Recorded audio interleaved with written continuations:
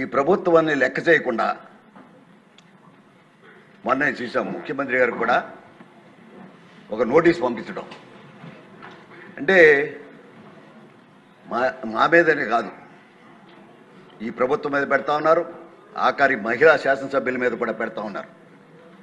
మీరు కంప్లైంట్ ఇచ్చిన తర్వాత కూడా మన ఎస్ఐ కానీ సీఎల్ కానీ విచారణ కూడా నోచుకొని మన ప్రభుత్వంలో కేసులు ఉన్నాయనే మాట మీకు అర్థమవుతుందో లేదో హోంమంత్రి గారు తెలియాలి. కానీ అటువంటి సమస్యల కోసం మేము బాధపడతా ఉన్నాం. అందరు సభ్యులే కాదు, బయట ప్రజల గురించి కూడా మేము ఆలోచిస్తూ ఉన్నాం, ప్రజలుగా ఉన్నాం. కనుక అవన్నీ ఆలోచించి సోషల్ మీడియాలో వచ్చినప్పుడు విచారణని చేయవలసిన బాధ్యత హోంశాఖ డిపార్ట్మెంట్లో ఎస్ఐకి ఉండవచ్చు, సీఏకి ఉండొచ్చు, ఆఖరికి మీ హోంమంత్రిగా మీకుండా కూడా అధికారం ఉందనే మాటను మేము చెప్తా ఉన్నాం.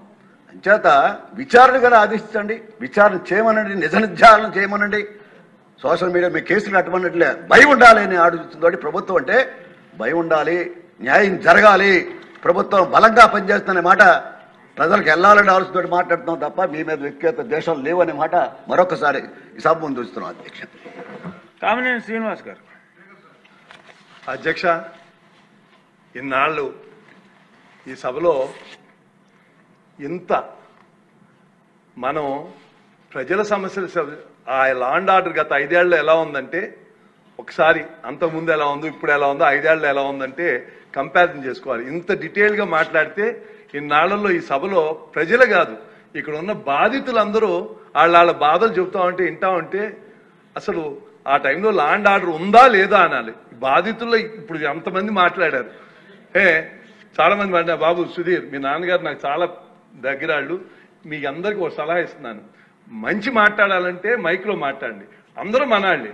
చెడు మాట్లాడాలంటే వెళ్ళి చెప్పండి, చెవులో చెప్పండి. దానికి మనం ఇది అలా, ఎందుకంటే ప్రభుత్వం మందే. చిన్న చిన్న ఏమైనా ఉంటాయి, మనం వెళ్ళి వాళ్ళకి వెళ్ళి హోంమంత్రి ఎవరెడితే చేయదు, ఎవరెడితే మాట్లాడదు, వెళ్ళి మాట్లాడాలి తప్ప మైక్లో నాకు చెబుతున్నాను. రెండోది, ఈ బాధితుల్లో ఇళ్ళు వాళ్ళు కాదు అధ్యక్ష, మీరున్నారు, గతంలో ఆయన పాత్ర గారు ఉన్నారు.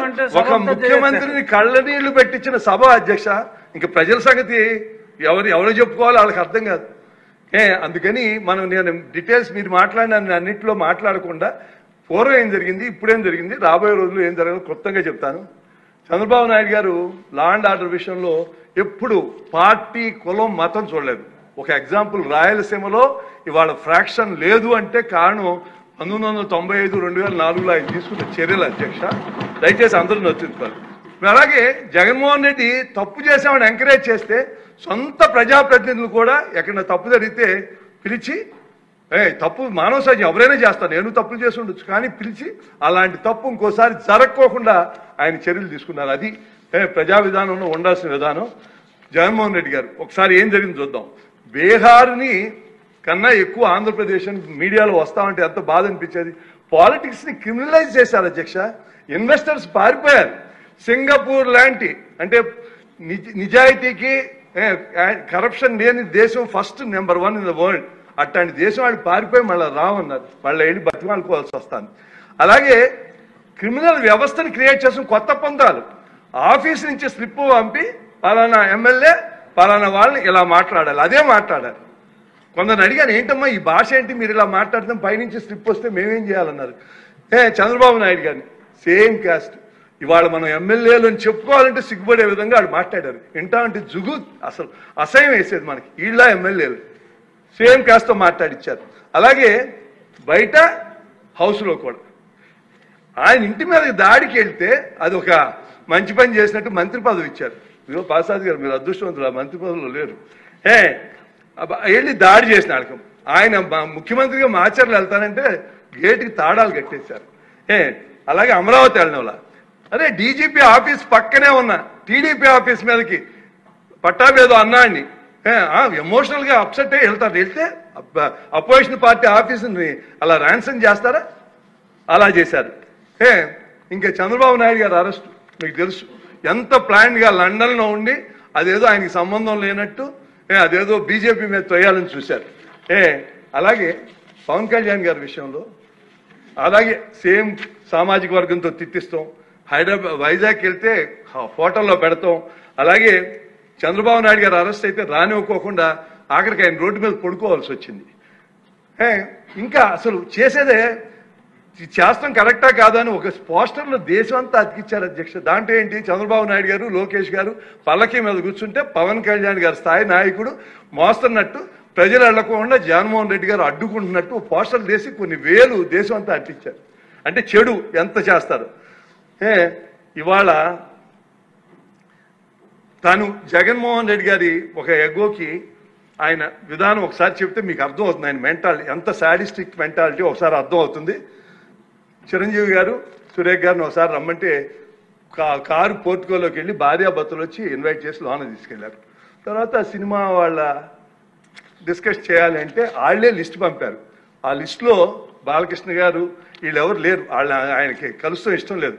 ఆయన ఎవరిని కలవకుండా రాజకీయాల్లో సంబంధం లేకుండా డిగ్నిఫై వేరేగా ఉన్న ప్రభాస్ గారిని అలాగే మహేష్ బాబుని రాజమౌళి గారిని రమ్మన్నారు. చిరంజీవి గారు వాళ్ళందరినీ రమ్మన్నారు. తనకు జరిగినట్టే ట్రీట్మెంట్ అని వాళ్ళు రామన్నారు. రావంటే కూడా బతిమాలి ఆయనకున్న మొహాటంతో వస్తే ఫస్ట్ షాక్ గేట్ దగ్గర కారు ఆపేశారు. అందరూ దిగి నమ్మన్నారన్నారు. అదేంటి అనుకుని వెళ్ళారు. లోన సెకండ్ షాక్ ఇంత పెద్దాలను పిలిచి ముందు పోసాని మురళీకృష్ణ ఎట్టంటే అని కూర్చోబెట్టి అనుకున్నారు. మూడో షాక్ సీఎం గారు మిమ్మల్ని కలవట్లేదు, సినిమాటోగ్రఫీ మంత్రి వచ్చి మీకు చెప్తారన్నారు. అప్పుడు చిరంజీవి గారు కొంచెం గట్టిగానే ఏంటి మీరు పిలిస్తే మేము వీళ్ళందరినీ తీసుకొస్తే ఆయన రానంటారంటే వచ్చారు. వస్తే ఆయన మంచిగా పెద్దగా ఆయన ఒక రిక్వెస్ట్ చేస్తే, ఒక నిమిషం మీరు తండ్రి లాంటి వాళ్ళు సినిమా ఇండస్ట్రీని జాగ్రత్తగా చూసుకోవాలి, అది బయటికి రిలీజ్ చేస్తే ఎంత అవమానం చేశారని. ఇంతకన్నా సాడిస్ట్ మెంటాలిటీకి ఇంకేం ఎగ్జాంపుల్ కావాలి. వాళ్ళని అవమానం చేయాలా? వాళ్ళు బతుకు వాళ్ళు ఎవరు సంబంధం లేకుండా ఉన్నారు. అలా చేసి అలాగే మనం ఈ సభలో చూద్దాం. మీ పరిస్థితి ఏంటి అధ్యక్ష? మీరు నాకు 30 ఏళ్ళ నుంచి మీ పుట్టినరోజు నేను వస్తున్నాను. పుట్టినరోజునే మీకు ఆ రోజునే మిమ్మల్ని పంపించాలని కావాలని ఒక ఎంపీగా ఉండి 4 ఏళ్ళు మీ నియోజకవర్గంలో మీరు ఎంటర్ అవ్వలేకపోయారు. అంటే మామూలుగా కాదు, మాస్కులు వేసుకుని దొమ్మి ఇంకా కేసు కూడా ఉండదు. ఒక 100 మంది వచ్చి చంపేశారు. మీరు వెళ్ళలేని పరిస్థితి. 4 ఏళ్ళు వెళ్ళగలిగారా? ఒక ఎంపీని కింద పడుకోబెట్టి, కింద అంటే టేబుల్ మీద పడుకోబెట్టి కాళ్ళు పందిని పైకి ఎత్తినట్టు కాళ్ళు పైకి ఎత్తి ఇంతంత పొడుగు లెదర్ అట్లతో పెట్టి కొట్టి చూసి ఆనందించారు అధ్యక్ష. ఏంటిది? ఎక్కడికి వెళ్తాం అసలు మనం? ఇవాళ ల్యాండ్ ఆర్డర్ గురించి వాళ్ళకి మాట్లాడే హక్కు ఉందా? ఒక్కసారి ఆలోచించండి. మీరు కాదు, ఇక్కడ ఎంతమంది ఉన్నారు?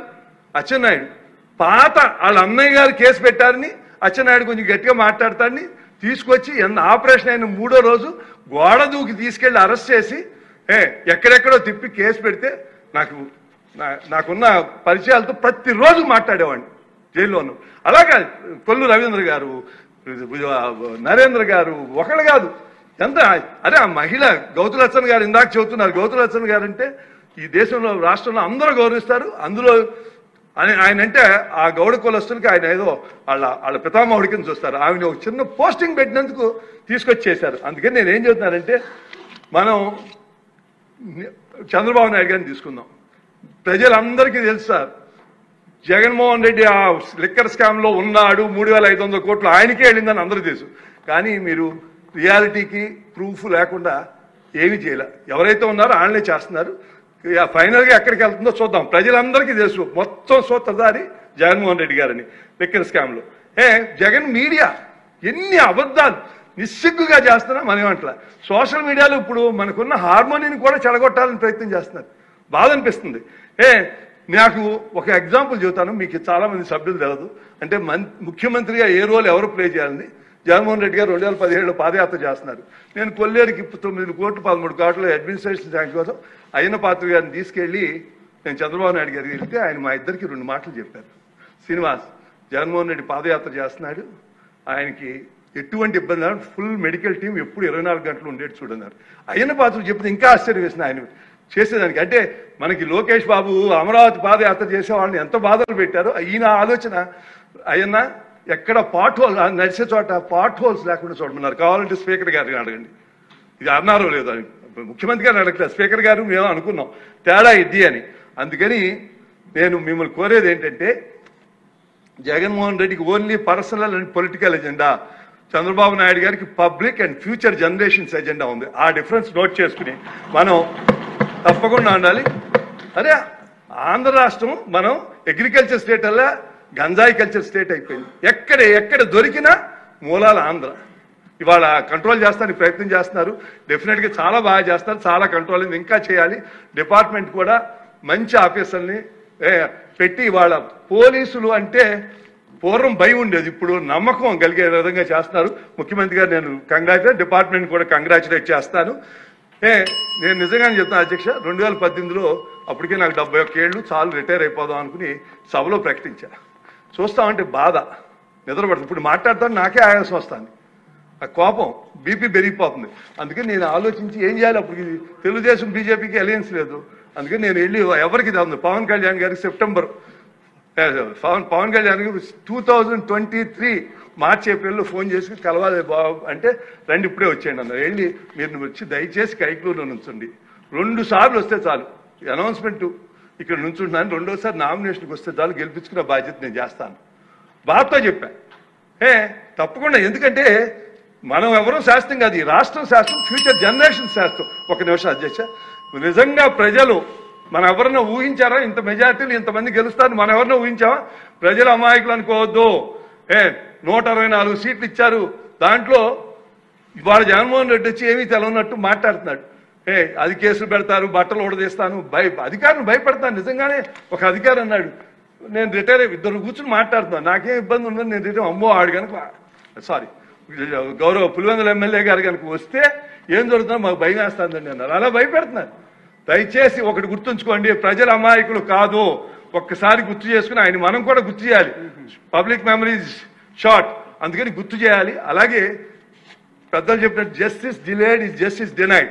సిబిఐ అలే సొంత బాబాయిని చంపేస్తే 7 ఏళ్ళు అయిపోయింది. కొంచెం సభ్యులు ఎర్లీగా వెళ్ళాలి, సిబిఐకి ఒకటి పెట్టాలి. 2 అలాగే అసలు అన్ని కేసులు అన్నాడు జైల్లో ఉండి ఒకసారికి కోర్టుకు కూడా వెళ్ళట్లా. డెఫినెట్ గా మనం దాని మీద ప్రభుత్వం ఏం చర్యలు తీసుకుని తెలుసుకుని ప్రజలకి ఇవాళ బాగా జరుగుతుంది, కానీ రాబోయే రోజుల్లో కూడా భద్రత ఇవ్వాల్సిన బాధ్యత ఈ ప్రభుత్వం మీద తెలియజేస్తూ ఈ అవకాశం ఇచ్చిన మీ అందరికీ ధన్యవాదాలు, మీ ద్వారా ధన్యవాదాలు తెలిసి సెలవు తీసుకుంటున్నాను.